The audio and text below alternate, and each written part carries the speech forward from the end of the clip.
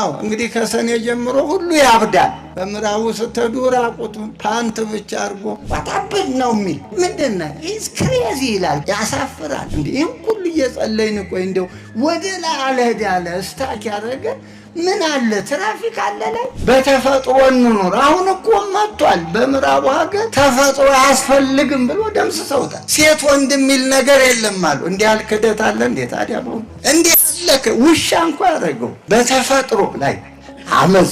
ተፈጥሮን ከካድኩ እግዚአብሔር አለ እንዴ ታዲያ? አለ እንዴ? የእግዚአብሔር ግዛት እኮ የለም። እና የሰለጠኑት ሀገሮች እዚህ ደርሰዋል። አሁን እኛም ዘንድ ተጋብቷል። ሰለጠን በሚባለው ቦሌ በትልልቁ ፎቅ ስር እንደዚህ ያለ ነገር አለ ይባላል።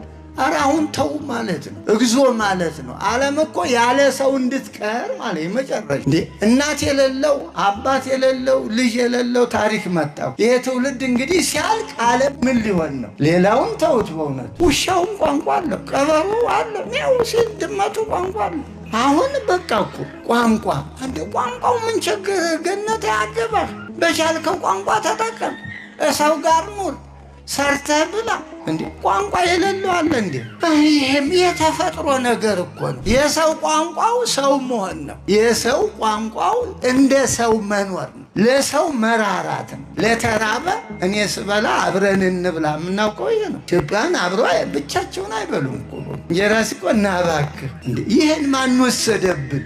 ምን አይነት ሻጠር ነው በእውነት? እንዴ የሰው ቋንቋው አንድ ነው። የኢትዮጵያ ሕዝብ ቋንቋው አንድነት ነው አይደል? አብሮ መኖር ነው። እኔ የማውቀው አብሮ መብላት ነው። አሁን በቃ እኮ ዲግሪ እኮ ዲግሪ አይደለም። ድንጋይ የሚወረውርብን ባለ ዲግሪው አይደለም።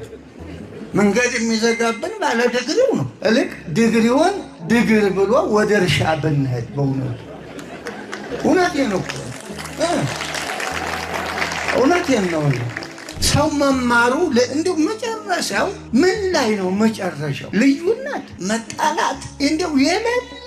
እኔ አንዳንዴ ዩኒቨርሲቲው የሚያስተምረው ነው ይሆን እላለሁ። ይህ ምስቅልቅል የሁሉ ሰርተፊኬት የሌለ የለም። ትናንትና ምንም የፊደል አይን ጥርስ የማያውቁ ታላላቅ ኢትዮጵያውያን ኢትዮጵያን እንዴት አድርገው መርተው ዛሬ ሁሉም ዶክተር ሁሉም ምናምን ተብሎ እንዲህ እንደው ቢያንስ መንገድ እንኳ ዜጋ መንገድ ያጣል ሰው በመንገድ ለመሄድ ኃጢአታችን እኮ ነው፣ በደላችን። አንድ ሰው እኮ ሲጸልይ ያርጋል። አዎ በስልጣን የሚባልጉትን ሰማያት ትታዘዝ በእግዚአብሔር ፊት የቆምኩት አለ እና ከአብና ኤልዛቤል ጸጥ አረጋቸው። ማይቀብጥ አለባቸው በአየር ንብረቱ። ምን ያርጉ?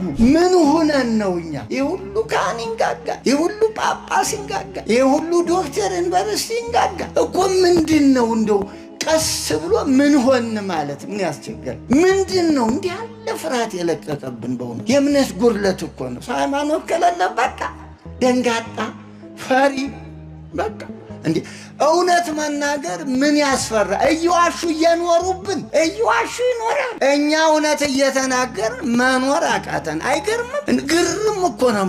ሁሉ ህዝብ አሁን እውነት ቢናገር ምን አለ እኮ ተው እኮ ነው። ክፉውን ነገር ተው። የኢትዮጵያ አይደለም አባት ልጁን አይግደል፣ ልጅ አባቱን እናቱን አይግደል ማለት ይሄ ነውር ነው። ይሄ ፖለቲካ ነው አይደለም እኮ እንዴ። ለፖለቲካውም እኮ ይበጃል። ክፉውን ሰው ተው ማለት እንዴ እንዲህ እየተባሉ መኖር ያሳፍራል።